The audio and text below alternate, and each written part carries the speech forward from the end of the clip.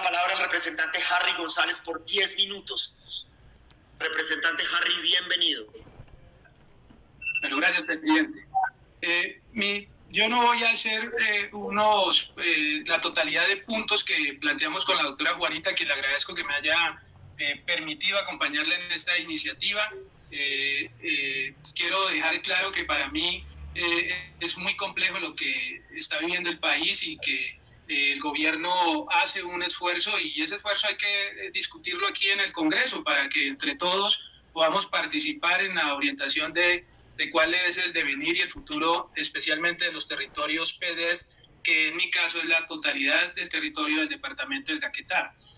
Nosotros quisiéramos hacerle una pregunta al Ministerio de Hacienda, y es sobre el decreto que emitieron para, dice el ministro entendido, un crédito que se hicieron del FOMPET y del Fondo de Ahorro de Estabilización de las Regalías para el fortalecimiento del fondo de mitigación que se creó en la pandemia. Los alcaldes insisten en que este decreto es inconstitucional.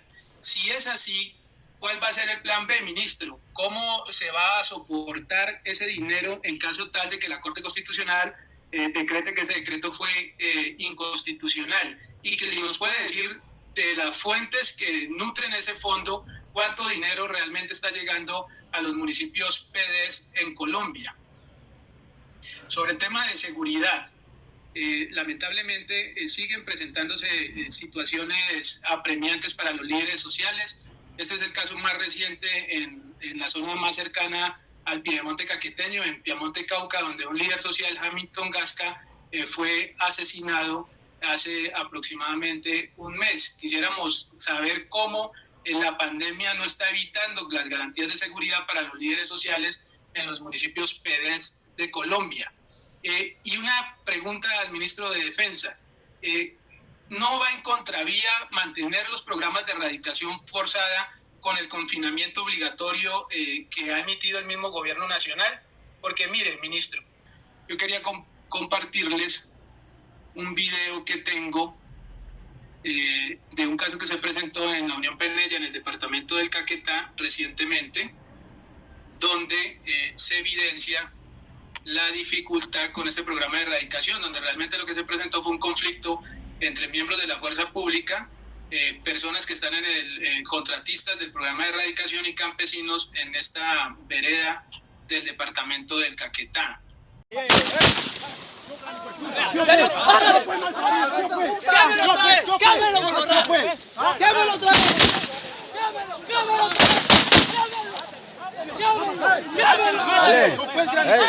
Esta situación pues nos tiene muy preocupados a nosotros, porque no vemos que ningún miembro de la fuerza pública tenga los trajes de bioseguridad para los programas de erradicación, que de hecho sería muy complejo, y tampoco las personas contratistas del programa de erradicación forzosa. Sobre el tema de víctimas, es un caso puntual también en el departamento del Caquetá que se está presentando. Yo, digamos, reconozco el esfuerzo de DPS y de la unidad de víctimas y el gobierno nacional, que anunciaron anticipar el pago de indemnizaciones a las víctimas del conflicto armado de los meses de mayo y junio, que se harían esos pagos en abril. Pero en la práctica pareciera que eso no está sucediendo. En el caso de los municipios PDES del departamento del Caquetá, hay una denuncia que fue transmitida por la Defensoría del Pueblo Regional, donde 300 cartacheques están sin facilitar el pago en el Banco Agrario en el departamento del Caquetá. Entonces, esas cartacheques no fueron las que anunciaron que se iban a anticipar los pagos ahora, sino que eran cartacheques que venían desde el mes de enero de este año. Nosotros estamos pidiendo que se flexibilice la forma en que se hacen las notificaciones personales a las víctimas del conflicto armado, para que esa voluntad que ha manifestado la DPS y la unidad de víctimas pues realmente termine garantizando que lleguen estos dineros a las víctimas del conflicto armado en nuestra región.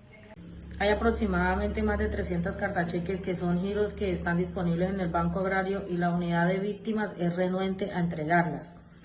Por la situación del estado de emergencia decretado por el gobierno nacional, deberían de entregarlas sin notificación personal. Sobre el tema de la productividad que hemos planteado nosotros en los municipios del PD. Yo le he pedido en esta presentación, quería hacerle referencia al ministro de Agricultura, que de todas formas nos interesa cómo se está evitando o qué tan cierto es la denuncia que ha hecho la Contraloría General de la República sobre el acceso a dineros de Finagro, y cómo evitar que en la posibilidad que tenga ahorita el gobierno nacional de apoyar a los agricultores de Colombia, de los municipios PD, no se va a presentar un fenómeno como el que se está denunciando, de que grandes empresas del sector agrícola y pecuario de Colombia acceden a esos recursos y, como siempre, la pequeña empresa, la mediana empresa y el agricultor no puede acceder a estos recursos. Nosotros sí estamos interesados en conocer cómo se pueden acceder a los recursos para mantener activo el sector agropecuario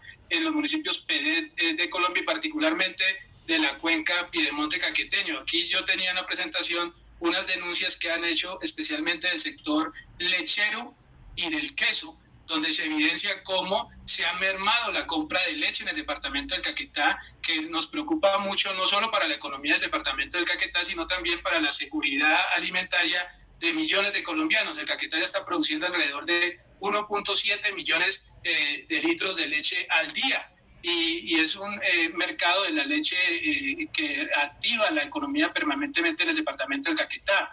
Había primero una queja sobre la disminución del precio de la leche en estas regiones del país. Hay que reconocerle que el ministerio estableció una resolución para darle una estabilidad al precio de la leche, pero lo mismo no ocurrió con el queso, y tenemos esta dificultad con que el queso tiene un precio fluctuante que está cambiando incluso casi diariamente y va hacia la baja en esta región del país, con dificultades, una que traíamos allí para denunciar también, que las autoridades han optado por incautar queso cuando algunos campesinos lo van a comercializar, lo cual pues nos genera un gran contrasentido, porque en una situación tan excepcional como la que estamos viviendo de pandemia, ¿cómo lograr que el campesino pues pueda acceder a un camión de termoquín, o incluso lo básico, una lona donde pueda meter el queso, este queso picado, queso industrial, cuando una ferretería, por ejemplo, están cerradas en cualquier municipio del departamento de Caquetá, pues porque estamos en un periodo de confinamiento?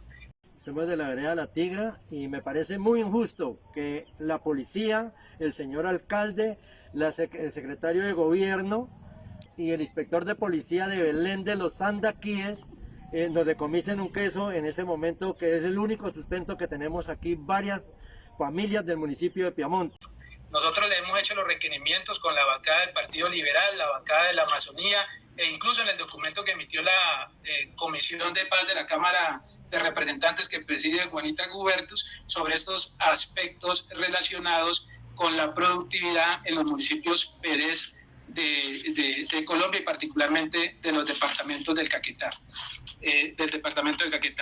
Quisiéramos hacer una referencia al punto de etnias, y es el caso que se presentó en Río Sucio, en el departamento de Chocó, que es un municipio PD, donde hay una denuncia de que hay un gran universo de la población indígena de este sector de Colombia que tiene síntomas similares a los del COVID-19. Falleció, como yo promotor le estaba mirando, que ese ha fallecido con pulmonía, el señor, porque tenía tos seca, gripa y dolor en el cuerpo. El niño en el mismo día, el 29, murió también, tenía 3 meses, también lo mismo, tenía tos seca y gripa. El 4 de abril también falleció ahorita una niña que tenía un dolor de oído.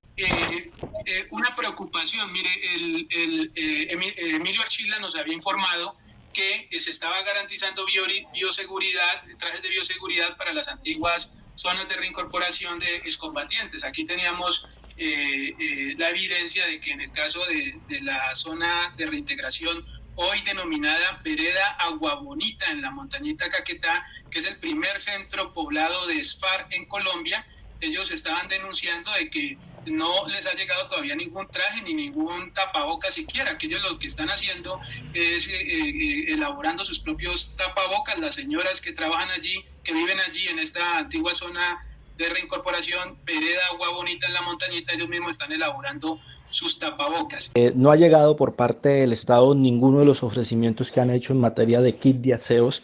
Por el contrario, lo que hemos hecho como comunidad es organizarnos y a través de una iniciativa de mujeres, ellas han producido algunos tapabocas que por medio pues del partido hemos tratado de solidarizarnos y de facilitar al menos de a 1 o 2 tapabocas para cada una de las personas que vienen en el poblado, pero no contamos con un kit que nos haya suministrado el Estado, como lo manifiestan en algunas partes, para ayudar a mitigar pues esas necesidades para todo este tema de bioseguridad que se debe dar. Y quería comentarles sobre el caso de educación y del Ministerio de las TIC. La ministra ha sido muy generosa con el departamento del Caquetá. Ella anunció la instalación de un poco más de 200 antenas de telefonía móvil con el nuevo programa de la concesión del espectro electromagnético, pero sí quisiéramos saber, ministra, si durante esta etapa que está viviendo el país ese programa va a seguir con la misma celeridad o va a tener un retroceso, porque esto pues va, digamos, si hay una región en Colombia donde tenemos dificultad de conectividad, son las regiones PDs, que precisamente no hay telefonía móvil, y entonces no es tan fácil cumplir el mandato de la ministra de Educación de que van a permanecer los niños en sus casas y que la educación se hará con vía de conectividad. Y aquí queremos hacer una denuncia, querida ministra de Educación, y es que en algunos municipios y departamentos de Colombia certificados con municipios PDs se está dando la orden para que los profesores acudan a los municipios a reuniones con los directivos docentes o a la sede principal de la institución educativa. Eso hay que revisarlo. Por ejemplo, en el caso del departamento del Caquetá, el primer caso de COVID-19 es un exprofesor que acudía al sistema de salud de los profesores, que allá se llama FAMAT, la empresa que presta servicios de salud, donde también están acudiendo otros profesores. Hay que tener mucho cuidado de que no estemos cometiendo un error como el que ya cometió el Ministerio de Justicia, de ellos mismos empezar a difundir, a irradiar el COVID-19 por territorios donde no había, como lamentablemente se presentó en el departamento de Caquetá, que también teníamos acá en la presentación la inquietud completa de la ministra de Justicia, si es que la cárcel de Liconias, que antes no tenía el virus, ahora lo tiene porque el Ministerio de Justicia y el INPET decidieron trasladar un reo desde Villavicencio a Florencia. Entonces nos llegó el COVID-19 al departamento del Caquetá gracias a una buena acción del INPEC y del Ministerio de Justicia. Entonces revisemos en educación si es verdad, ministra, porque así lo está diciendo, y ahí hay un video de la Secretaria de Educación del departamento del Caquetá donde les ordena que deben ir a las sedes educativas los profesores, lo cual me parece a mí que eso es un contrasentido en el tema que estamos tratando de educación virtual. Pero si hay la necesidad, si se requiere para poder garantizar la prestación de servicio, deben de hacerlo, deben de asistir, se deben de convocar. O sea, en ningún momento les ha dicho que no deban de asistir. Y por último, ya Guarita nos dijo las cifras de las dificultades que tienen los municipios PEDET con relación al resto del país, y yo quisiera hacer referencia especialmente a una cifra que es la de economía informal. Los municipios PEDET del Piedemonte Caqueteño y del Medio y Bajo Caguán, o sea, todo el departamento del Caquetá, tienen una economía informal cercana al 90%. Es decir, la economía de nosotros es del rebusque. Nuestros caqueteños viven de salir a la calle a buscar su día a día, Juan Carlos, a defender cómo alimentar a sus hijos y a sus familias. Es el 90% de la economía de Caquetá, una economía informal. Familias de más el 50% de las familias. 2 minutos para que termine el representante Harry González. Gracias, presidente. Y en ese sentido de que nuestra economía es informal y el poco empleo que hay en estas regiones de los municipios PEDET en Colombia y particularmente en el departamento del Caquetá, poco empleo formal, pues el apoyo de ayudas humanitarias debe ser mucho más generoso del gobierno nacional.